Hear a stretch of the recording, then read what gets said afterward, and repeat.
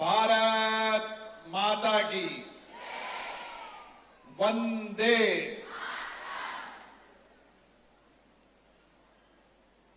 महिला सुरक्षा संकल्प संवाद के इस कार्यक्रम में आज हमारे बीच में हजारों महिलाएं इस संकल्प के साथ कि हम महिला सुरक्षा का संकल्प के साथ समाज में अच्छे संस्कार, अच्छे विचार और एक ऐसे समाज के निर्माण की ओर बढ़ेंगे जहां हमारी संस्कार और संस्कृति हो, जहां महिला सुरक्षित भी हो और महिलाएं हर क्षेत्र में नेतृत्व भी करें। आज भारत के अंदर महिलाएं हर क्षेत्र में नेतृत्व कर रही है। इस देश में आजादी की पहली लड़ाई भी 1857 के अंदर रानी झांसी ने लड़ाई लड़ी थी और आजादी की पहली लड़ाई के साथ देश की आजादी के लिए और आजादी के बाद देश के निर्माण के अंदर महिलाओं का सबसे बड़ा योगदान रहा है, क्योंकि हमारी संस्कृति, संस्कार, आध्यात्म में मां बहन जहां पूजा के रूप में भी मानी जाती है, जहां उनके विभिन्न स्वरूपों की पूजा भी हम करते हैं। और इसीलिए आजादी के 80 साल बाद भी हमें अगर महिला सुरक्षा के संकल्प पर चर्चा करना पड़े तो ये हम सबके लिए चिंता का विषय है। और इसीलिए ये चिंता संपूर्ण समाज की है और इस समाज के अंदर हमें बदलाव की दिशा की ओर भी बढ़ना होगा और हमारे संस्कार और संस्कृति को एक सशक्त, मजबूत लेकर भी आगे बढ़ना पड़ेगा। आज मुझे खुशी है कि देश के हर क्षेत्र के अंदर आज महिलाएं नेतृत्व कर रही हैं। चाहे सीमा पे सुरक्षा का सवाल हो, चाहे फाइटर प्लेन हो, ट्रेन हो, अंतरिक्ष हो, विज्ञान हो, टेक्नोलॉजी हो, खेत कल्याण से लेकर समाज की सुरक्षा के लिए आज महिलाएं कटिबद्ध होकर खड़ी हैं। और मेरे सामने जो हजारों महिलाएं यहां बैठी हैं, उनका संकल्प है कि हमें एक ऐसे समाज का निर्माण करना है जहां हमारी बहन बेटियां सुरक्षित हो और हमारे संस्कार और संस्कृति में तो हमेशा महिला सुरक्षा की जिम्मेदारी समाज के भाइयों के ऊपर होती है। और रक्षाबंधन का पर्व यह होता है कि हम हमारी बहन बेटियों की सुरक्षा भी करें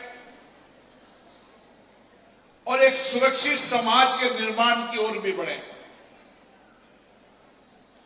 मुझे खुशी है कि कोटा शहर पुलिस ने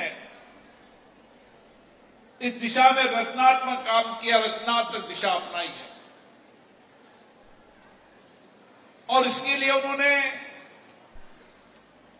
विभिन्न गोष्ठियां, विभिन्न सम्मेलनों के माध्यम से समाज में महिलाओं को सुरक्षित रखने के लिए, जहां जागरूकता भी हो, संवाद भी हो और पुलिस के साथ आम महिलाओं की सहभागीदारी भी हो। और आम महिलाओं की सहभागीदारी जब पुलिस के साथ होगी तो उस राज्य में, उस शहर में कानून व्यवस्था भी मजबूत होगी। क्योंकि महिला सुरक्षित होने के साथ महिलाएं संवेदनाशील होती है। जहां भी वह अपराध होते देखेगी, जब पुलिस के साथ उसकी भागीदारी होगी तो अपराधियों को पकड़ने का काम भी करेगी और अपराधियों पर रोक लगाने में भी पुलिस के संवाद के साथ कार्य योजना बनाएगी। ये कोटा शेषलिंग नगर है। देश के अलग अलग राज्यों से यहां पर पढ़ने आते हैं और इसलिए हमारी और जिम्मेदारी बन जाती है कि हम कोटा में एक अच्छे शैक्षणिक वातावरण के साथ एक परिवार का वातावरण दें। और मुझे खुशी है, गर्व है कि किसी भी राज्य के आने वाली महिलाएं या बेटियां सुरक्षित भी है और एक अच्छे वातावरण में शिक्षा भी मिल रही है। एक दिन मैं एक वर्षारोपण के कार्यक्रम में गया था तो एक 9th क्लास में पढ़ने वाली बच्ची से मेरा संवाद हुआ।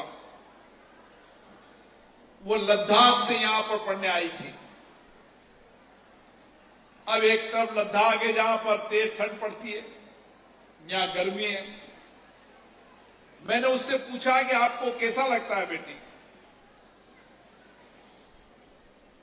उन्होंने कहा बहुत अच्छा वातावरण है, अच्छी शिक्षा है, परिवार जैसा वातावरण है। वह उस गर्मी की तपती गर्मी के अंदर ठंडी प्रदेश में पढ़ने वाली बेटी को भी यहां का एजुकेशन का वातावरण भी अच्छा है और एक सुरक्षित वातावरण भी है।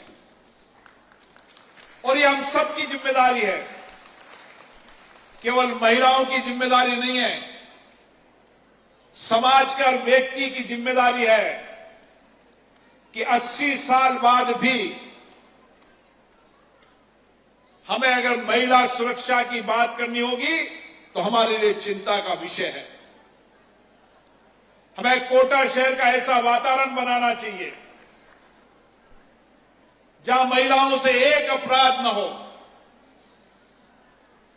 कभी किसी महिला की चेन छीनना, बैग छीनना हम सबको बहुत पीड़ा देता है।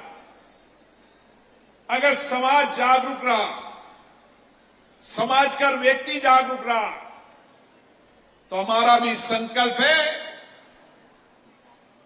कि हम एक ऐसा अपराध नहीं होने देंगे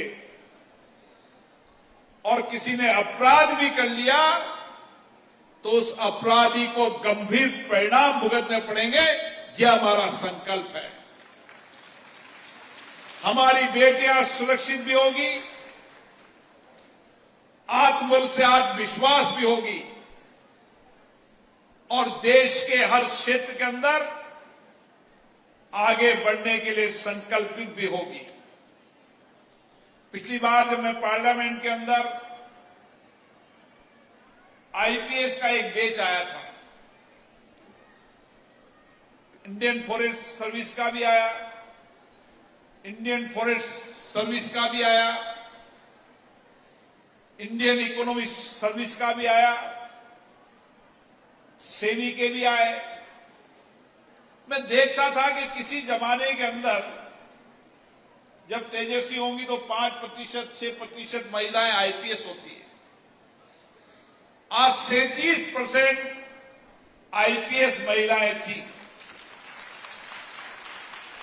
आईएएस में 42% आईएएस थी। इंडियन फॉरेन सर्विस के अंदर 43% इंडियन फॉरेन सर्विस से थी और इंडियन फॉरेन सर्विस से भी 37% थी और सेबी में तो 62% थी। कोई क्षेत्र नहीं जिस क्षेत्र के अंदर महिलाएं नेतृत्व नहीं कर रही। हर बेटियां अच्छी शिक्षा की पढ़ाई करें, अभाव हो, कठिनाई हो, चुनौतियां हो। हमारी कोशिश है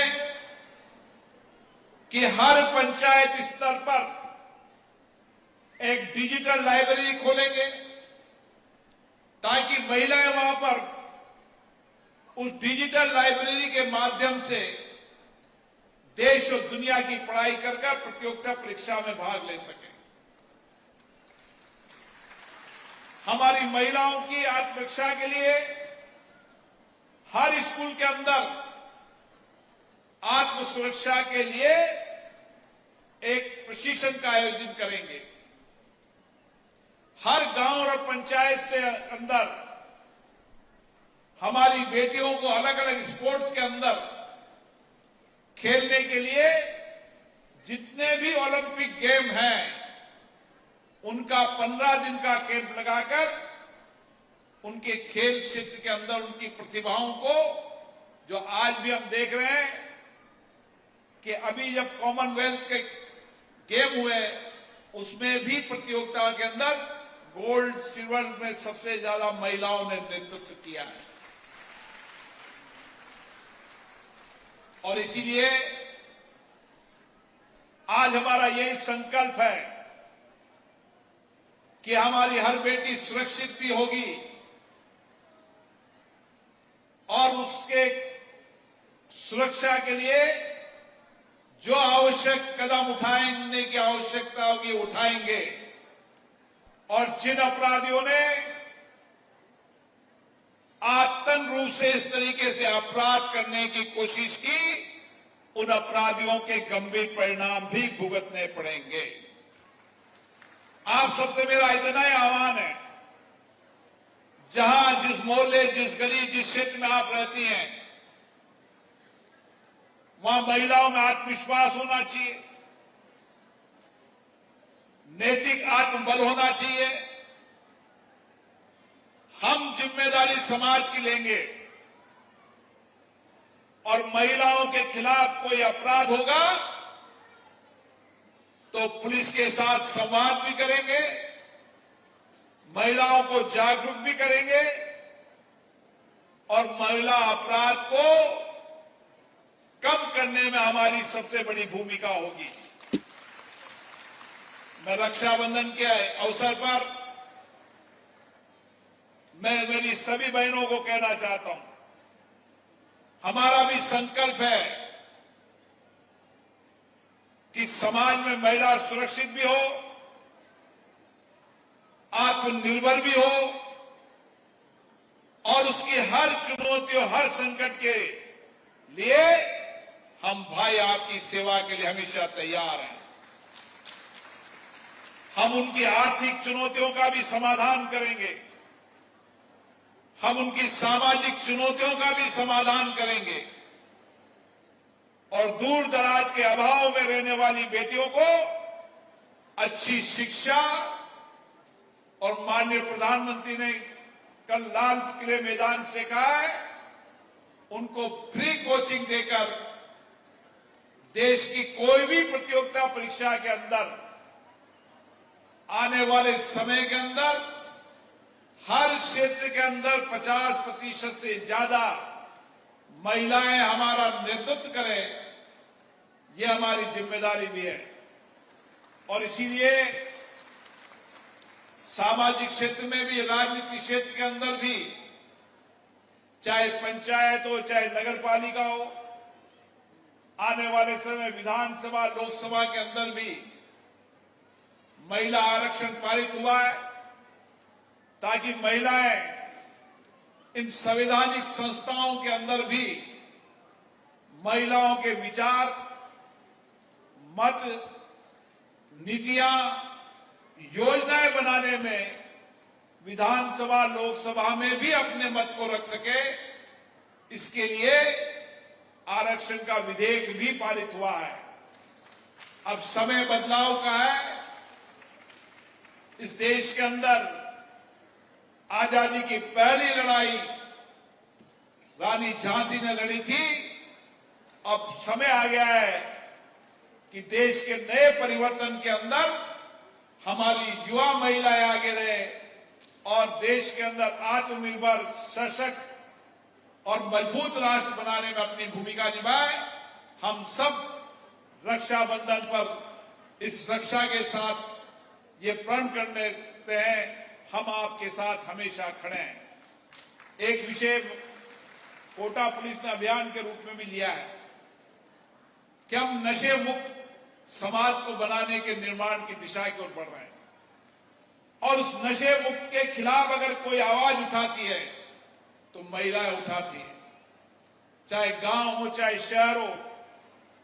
नशे के कारण परिवार में आर्थिक सामाजिक जो चुनौतियां होती है, उस आर्थिक सामाजिक चुनौतियों के लिए भी महिलाएं सबसे आगे रहती है और इसीलिए हमें नशे मुक्त समाज के निर्माण के अंदर भी हमारी पीढ़ी को भी इसी तरीके से संस्कारित करना होगा और एक और चुनौतियों के से लड़ना होगा कि हम नशा मुक्त समाज बनाएंगे। हर गांव, शहर, नगर के अंदर नशे के खिलाफ हमारी महिलाएं प्रतिज्ञा के साथ लड़ेगी, ये भी मैं आपसे निवेदन करना चाहता हूं। और इसीलिए हम नशा मुक्त भारत के अभियान के तहत ही मैं आपसे आग्रह करता हूं कि इसकी प्रतिज्ञा के लिए आप भी खड़े हों ताकि हम सब नशा मुक्त भारत के अभियान के साथ जो भारत के प्रधानमंत्री माननीय नरेंद्र मोदी ने शुरू किया है, अब समय आ गया है कि हम नशे मुक्त भारत को बनाने के इस अभियान को सफल बनाने में अपनी भूमिका निभाएं। मैं बोलूंगा, आप उसको दोबारा दोहराना। मैं प्रतिज्ञा करती हूं कि मैं अपने देश को नशा मुक्त बनाने के लिए अपनी क्षमता के अनुसार हर संभव प्रयास करूंगी। आज हम एकजुट होकर ये संकल्प लेते हैं, न केवल अपने समुदाय, परिवार और मित्रों को, बल्कि स्वयं को भी नशा मुक्त बनाएंगे, क्योंकि परिवर्तन की शुरुआत भीतर से ही होती है। मैं समझती हूं कि नशा हमारे स्वास्थ्य, परिवार और समाज के लिए हानिकारक है। मैं देश को नशा मुक्त और स्वस्थ बनाने के लिए अपने इस प्रयास में पूर्ण समर्पण के साथ योगदान दूंगी। जय हिंद।